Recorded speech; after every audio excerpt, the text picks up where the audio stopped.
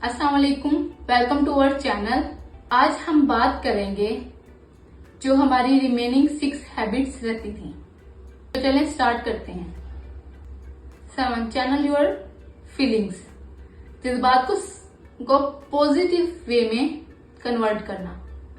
ये सब्लिमेशन कहलाती है, जिसमें हम मनफी ख्यालात, मनफी सोच को हम पॉजिटिव सोच में कन्वर्ट करते हैं। मिसाल के तौर पर अगर हमें गुस्सा आ रहा है तो हम खेलने चले जाएं या फिर मौसीकी वगैरह सुन लें। 8 the empathy routine. Basically empathy emotional intelligence की एक बुनियाद है।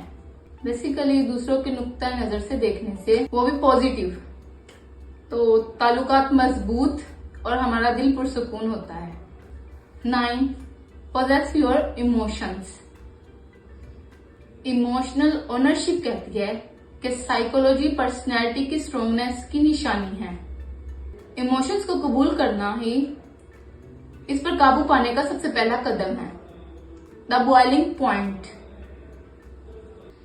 ये सेल्फ रेगुलेशन की एक स्किल है। जब आपको अंदाजा हो जाए कि आपका गुस्सा हद से ज्यादा बढ़ गया है, तो इस पे ब्रेक लगा लेना ही सबसे बेहतरीन हिकमत अमली है। हमें अपने गुस्से को कंट्रोल करना आना चाहिए। Create your mantra, mean focus point. ये कॉग्निटिव रिफॉर्मिंग है। इसका मतलब ये है कि एक पॉजिटिव जुमले को बार बार अपने ब्रेन में दोहराना और उसके बाद मनफी सोच को डिस्ट्रॉय करना, रिमूव करना। अगर हम एक पॉजिटिव थिंकिंग को बार बार सोचेंगे, हम अपने दिमाग से बहुत सारी नेगेटिविटी को खत्म कर सकते हैं। The power of breath. Breathing exercise हमारे नर्वस सिस्टम को रीसेट करती है। गहरा सांस लेने से पैरासिम्पैथेटिक सिस्टम दोबारा से एक्टिव होता है और हमारा दिल और दिमाग दोनों पुरसुकून हो जाते हैं।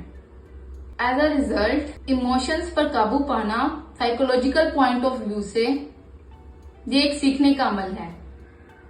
डेली की एक्सरसाइज एंड सेल्फ अवेयरनेस और पेशेंस से आप एक मजबूत और इमोशनली इंटेलिजेंट पर्सनैलिटी बन सकते हैं। अब आप लोग बताएं कि आपको इनमें से कौन सी आदत ज्यादा अच्छी लगी। इंशाल्लाह फिर मिलेंगे नेक्स्ट वीडियो में। अल्लाह हाफिज।